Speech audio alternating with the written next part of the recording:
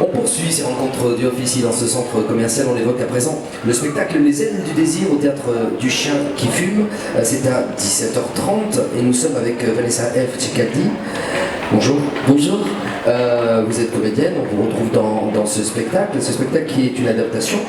Tout à fait, c'est une adaptation en fait du film de Wim Wenders, Les ailes du désir, avec Peter Falk, avec je me souviens plus. Je ne connais que lui en plus, Bruno Gans. Exact. Entre autres. Les ailes du désir, film qui avait rencontré un énorme succès. Juste avant d'échanger avec vous sur la volonté, alors là il faudrait peut-être un petit peu plus parler avec Gérard Montalcioli, mais d'apporter ce film-là, en tout cas de l'adapter pour le théâtre. Comment peut-on raconter l'histoire des ailes du désir? Là on parle du film, on parle de l'adaptation. On parle de l'adaptation. L'adaptation. En fait, l'adaptation déjà se fait à Avignon, alors que le film se passe à Berlin. Donc c'est à la fois une ode et un hymne à l'amour, mais c'est aussi un hommage immense à Jean Vilar et à ce que représente le Festival d'Avignon. C'est-à-dire que Gérard Montalcioli a fait une adaptation avec 3 écrans sur scène. Et il y a à la fois l'histoire cinématographique donc, qui se passe sur les écrans, il y a effectivement toute l'histoire du metteur en scène qui se passe avec Marion, et en parallèle l'histoire des 2 anges, et un des 2 anges va tomber amoureux de cette femme et va vouloir quitter l'éternité pour aller rejoindre Marion. Voilà, donc ça a été adapté de cette manière-là. Donc c'est une libre adaptation de ces ailes du désir. Quel est votre rôle, vous, Vanessa? Donc moi je joue le rôle de Marion, la trapéziste, qui est un super joli rôle. C'est un personnage à la fois très sensible, qui vit en fait avec ce metteur en scène depuis très longtemps, et elle décide de partir pour des raisons qui lui sont propres. En fait elle se pose vraiment la question de savoir sa place dans sa vie. Et elle va aller vers des choses qu'elle ne connaît pas pour pouvoir se découvrir, savoir vraiment qui elle est, sans ce metteur en scène, sans le théâtre, au-delà de tout ça en fait, du public, comment ça se passe dans la vraie vie. Vous aviez vu le film avant de vous lancer, vous l'aviez vu? Oui, en fait pour moi c'est un film phare, oui. C'est-à-dire que c'est un film que j'ai vu plusieurs fois, mais je n'ai pas voulu le revoir avant de lire l'adaptation de Gérard, volontairement. Bien sûr, on peut imaginer les raisons comme ça de vouloir se détacher finalement de l'original pour être le plus possible dans la création, le plus possible dans le lâcher-prise nécessaire pour partir vers un chemin probablement différent, comme vous nous l'expliquez. Dans cette pièce, Les ailes du désir, votre rôle d'ange, est-ce que vous pensez qu'il a... Moi, c'est un rôle. Pardon, de Marion. Dans ce rôle de Marion, est-ce que vous pensez qu'il y a un message très particulier à faire passer? Est-ce qu'il trouve une résonance particulière? Pour moi, oui, et c'est ce que je ressens quand le public en fait me fait ses retours, c'est que Marion est un personnage d'amour absolu, c'est-à-dire elle est dans un amour universel. Et en fait, quand je dis elle décide de tout quitter, c'est parce que elle peut plus vivre en fait, avec l'apparence dans laquelle elle a été, c'est-à-dire tout ce qui est représentation. Elle décide d'être elle-même. Et pour moi, oui, c'est un message universel parce que c'est le message de la place que l'on tient en fait sur cette terre, ce pourquoi l'on vit, ce vers quoi l'on va. Et Marion, on est à ce stade-là. C'est-à-dire qu'effectivement, elle adore les lumières, elle adore le théâtre, elle a adoré tous les spectacles qu'elle a fait jusqu'à présent. Mais maintenant, elle veut que cette façade s'en aille et elle a juste envie de savoir qui elle est. Qui elle est réellement. Vraiment. Ouais. Alors, vous avez évoqué la manière dont a été montée la pièce, dont Gérard Montalcioli a imaginé. On parle de ces écrans. C'est 3 univers bien différents, ces écrans-là, finalement. Alors en fait, il y a des images qui sont projetées sur parfois 2 ou 3 écrans, mais en fait ça raconte une histoire parallèle à ce qui est en train de se passer dans le théâtre et avec les anges, mais ça suit également ce que les anges en vivent, c'est-à-dire les anges arrivent à ressentir, arrivent à percevoir les pensées des êtres humains et arrivent parfois à les aider quand il y a des complexités qui arrivent.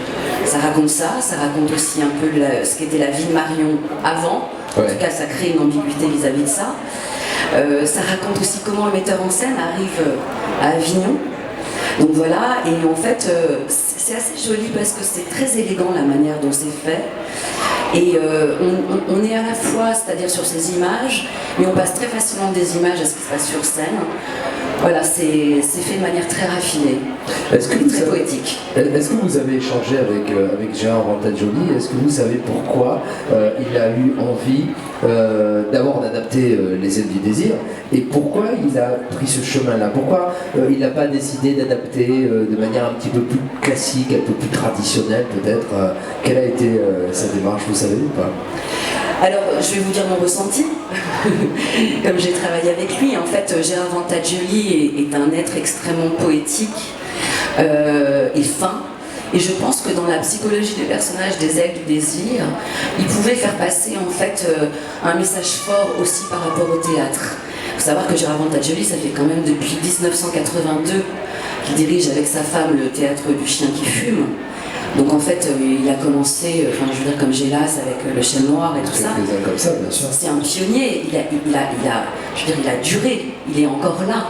Et je pense effectivement que le fait que l'histoire se passe entre le metteur en scène, Marion, les anges et tout ça, permettait à Gérard en fait de faire passer, cet amour qu'il ressent pour le Festival d'Avignon et pour le théâtre, parce que c'est un homme de théâtre, mais c'est aussi un homme de cinéma. Moi, je sais qu'on parle souvent de Cassavetes ensemble parce que ça fait partie de mes références et aussi des siennes. Il y en a d'autres, hein, mais notamment ça. Et moi, j'ai eu l'impression, quand je tournais avec Gérard, parce qu'on a tourné dans les rues d'Avignon et tout ça, je me disais, je suis avec Cassavetes. Je tourne avec Cassavetes. Il est comme ça, c'est-à-dire il prend sa caméra et on y va. Il a une idée et on filme. Et donc, je trouve ça très juste, en fait, ce spectacle Les Ailes du désir, par rapport à tout son univers cinématographique, sa poésie, tout ce qu'il aime du théâtre et tout ce qu'il a envie de défendre, même par rapport à Jean Vilar. Vous verrez si vous venez, parce que c'est vraiment une ode aussi à Jean Vilar, et même au Festival du Huyn, voilà, parce que le Festival du Off et du Huyn, en fait, marchent ensemble, même s'ils ne veulent pas, ils marchent ensemble. Bien sûr, on est bien d'accord. On va parler de vos camarades de jeu. Sur scène, on retrouve également Jean-Marc Catella, Christophe Lorion et Thomas Rousselot. Comment peut-on présenter ces personnages-là? Alors Jean-Marc Catella joue le personnage du metteur en scène. Donc c'est un personnage qui est tiraillé, c'est-à-dire c'est un passionné, c'est un fou d'amour pour le théâtre, pour Marion et tout ça, mais il les aime mal. Donc il est tiraillé entre cette passion qu'il a, ce qu'il a envie de transmettre, et en même temps, il n'a pas envie de sortir de sa zone de confort. Donc du coup, il peut en devenir effectivement très rabaissant et très tyrannique. Et Jean-Marc Catella habite ce personnage merveilleusement bien, parce que Jean-Marc Catella, c'est un comédien italien qui pendant 30 ans a fait le duo avec Catella, et qui signe aussi actuellement son seul en scène avec Un qui aime moi au théâtre du Petit Chien. Et en fait, il a ce côté sanguin, ce côté fougueux, ce côté généreux. Donc il est parfait dans le metteur en scène. En plus, c'est quelqu'un de très, très charnel, très sensuel. Et pour moi, le metteur en scène est ça. Ouais. C'est vraiment un personnage qui est dans son corps, quoi. Comme Marion d'ailleurs, parce que Marion, la trapéziste, je suis pas sur un trapèze, je suis sur une garde. Mais il y a tout un travail sur le corps qui est fait aussi, qui est extrêmement sensuel dans ces deux personnages. Ensuite, Christophe Lorion, donc, qui joue l'ange Daniel, qui va tomber amoureux de mon personnage. Christophe, c'est un comédien qui vient aussi beaucoup du théâtre, qui est un personnage très doux, très lyrique, qui a cette intimité en fait qu'il faut à Daniel, à l'ange Daniel. Et effectivement, lui décide de quitter cette éternité pour rejoindre Marion parce que c'est plus fort que lui. Parce qu'en fait, il trouve ça super beau de pouvoir ressentir ce que les gens vivent et tout, mais maintenant, il a envie, lui-même, bien sûr. Voilà, de pouvoir savoir ce que ça fait dans sa chair. Et Thomas Rousselot, qui est aussi un homme de théâtre, là on est avec 3 comédiens qui viennent de la scène. Thomas Rousselot a un côté, je dirais très raffiné aussi. Enfin, j'ai la chance de bosser avec des comédiens qui sont hyper justes, hyper fins, et Thomas amène une émotion au personnage de Castiel qui est très forte. Et notamment, je peux pas tout vous raconter, mais quand il va laisser partir Damiel, il amène une dimension à la fois poétique et vivante qui donne des frissons, quoi. Moi, à ce moment-là, je suis derrière, je suis dans les loges et je peux vous dire que j'ai des frissons, rien qu'à l'entendre. Donc c'est très fort. Et on retrouve parmi tous les caractères que vous nous présentez de ces comédiens qui sont sur scène avec vous, on retrouve cette nécessité d'être sur scène en fait, et ce besoin urgent que peuvent avoir tous les comédiens. On ne peut pas rester sans jouer, on a envie d'être sur scène, et c'est marrant parce que ça se regroupe finalement avec l'idée de Gérard Vantaggioli, de ce clin d'œil, comme vous dites, au Festival d'Avignon, à Jean Vilar, etc. Donc tout trouve son sens. On va continuer à parler un tout petit peu de vous, de votre carrière artistique. Alors, on fait juste une petite pause musicale et je rappelle Les Ailes du Désir, c'est le théâtre du Chien qui fume et c'est à 17h30. Sauf le mercredi 24. Mercredi 24, relâche. Musique. Allez, nous sommes avec ce spectacle Les Ailes du Désir, c'est au théâtre du Chien qui fume. C'est à 17h30 avec une relâche prévue mercredi. Nous sommes avec Vanessa F.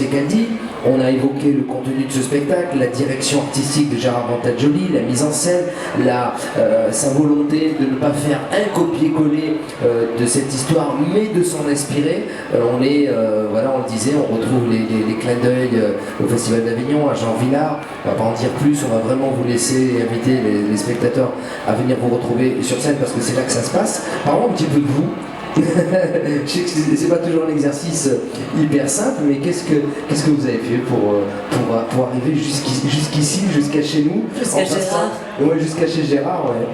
Alors en fait, je fais du théâtre depuis que j'ai 17 ans. J'ai eu la chance de travailler très jeune avec Jean-Laurent Cochet pendant 3 ans dans cette troupe. On a évoqué, il y a quelques noms comme ça qui sont apparus durant toutes ces interviews, dont celui de Cochet. Parce que c'est un grand monsieur, on l'appelle le dernier maître, mais c'est vrai. C'est ça. Donc j'ai eu la chance de travailler avec ce metteur en scène extraordinaire. Ensuite, j'ai bossé beaucoup dans le cabaret théâtre et tout ça. Et puis, il y a eu une rencontre dans ma vie qui a été merveilleuse, c'est la rencontre avec Alexandra Lamy, avec laquelle j'ai bossé pendant 3 ans sur Un gars, une fille. Je faisais partie des 7 voix. Voilà, j'étais la copine Vanessa dans les soirées beauté, soirées copines, un peu toutes les voix sensuelles, des voix un peu rentre dedans. Donc j'ai adoré bosser pour la télévision. J'ai bossé aussi avec Étienne Labroue de Groland. Ouais. Dernièrement, j'ai bossé avec Baya Kashmi pour Le Grand Bazar, la série qui est sur M6. Donc voilà, et puis j'ai tout au long, en fait, même quand je bossais à la télévision, j'ai toujours continué le théâtre. J'ai jamais arrêté. J'ai bossé avec un super metteur en scène qui s'appelle Jean-Philippe Daguerre, qui a été moliérisé pour Hoffmann 4 fois il y a 2 ans. Enfin voilà. Je crois que je suis très protégée en fait dans mon métier parce que j'ai rencontré que des belles personnes. Je regrette rien de tout ce que j'ai fait. Et la rencontre avec Gérard Vantaggioli, alors je connaissais le grand monsieur, mais je l'avais encore jamais rencontré. Et en fait, c'est un chargé de diffusion qui me connaît bien, qui me suit depuis 15 ans, qui m'a dit, écoute, il y a une adaptation qui a été faite des Ailes du Désir par Gérard Vantaggioli. Je pense que c'est un rôle qui tirait merveilleusement bien. Est-ce que tu veux bien lire l'adaptation? Et c'est ce que j'ai fait, et j'ai dit, j'adore, je veux le faire, absolument. Donc voilà. Ouais, c'est vrai que ce sont des métiers où les rencontres sont importantes. Oui. Après, il y a les rencontres et puis il y a aussi tout le travail qui est fourni. Et quelquefois, on a un petit peu tendance à oublier ça, un petit peu beaucoup. On a quelquefois tendance à oublier que c'est beaucoup de travail, que c'est pas en un claquement de doigts, et qu'il faut laisser le temps au temps, et qu'il faut laisser l'artiste trouver sa voix, s'exprimer. Mûrir en lui. Et oui, c'est énormément de travail. Moi, pour tous les rôles que je travaille, j'ai des pages et des pages de notes que je me fais, parce que je me fais mon sous-texte, je me dis d'où vient ce personnage, qu'est-ce qu'elle a vécu, où est-ce que j'ai envie de l'emmener et tout ça. C'est non seulement beaucoup de travail, mais c'est, comme on disait, beaucoup de persévérance et effectivement beaucoup de patience. C'est-à-dire à savoir pourquoi on a envie de faire ce métier. Moi, depuis l'âge de 6 ans, je voulais être comédienne. Je veux dire, c'est quelque chose qui m'a tenu toute mon enfance, toute mon adolescence. Et même si on me disait, non, tu feras pas ça, tu vas te marier avec un médecin, j'étais là, oui, moi je serais comédienne. Moi, quoi qu'il arrive, je serais comédienne. Et ça m'a filé encore plus la niaque. Voilà. Et c'est vrai que même à des moments qui peuvent paraître un peu plus flous, un peu plus difficiles et tout, je vous dis franchement, moi je ne les ai pas vécus de manière difficile, ce sont les gens autour de moi qui le vivaient mal. Parce que moi je savais que j'étais à ma place. Et je savais que ça prenait un certain temps. Et que ça prend un projet. Je réalise aussi. J'ai réalisé un court-métrage avec Andrea Ferréol, qui vit sa vie en ce moment en festival. Donc voilà, et là je travaille sur l'écriture d'un long-métrage. Et par exemple, pour la rencontre avec Andrea, ça a été aussi, je voulais cette comédienne. Et j'ai pas lâché. Et elle m'a dit oui. Moi, je pense qu'il faut croire très très fort. Une sacrée comédienne aussi. Comment? Une sacrée comédienne aussi, en fait. Une comédienne extraordinaire, Bien sûr. extraordinaire, qui d'ailleurs va recevoir un prix pour sa carrière le 22 novembre à Saint-Mitre-les-Remparts pour justement un festival où André a été projeté et tout ça. Non, sublime comédienne. Bien sûr. Merci beaucoup Vanessa d'avoir partagé avec nous l'histoire de ces ailes du désir. On a découvert vos personnages. On rappelle que vous êtes accompagné sur scène par Jean-Marc Catella, par Christophe Loriot et par Thomas Rousselot.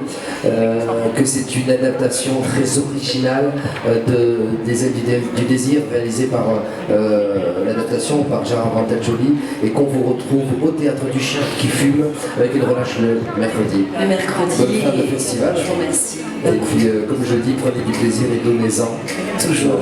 Merci beaucoup, Vanessa.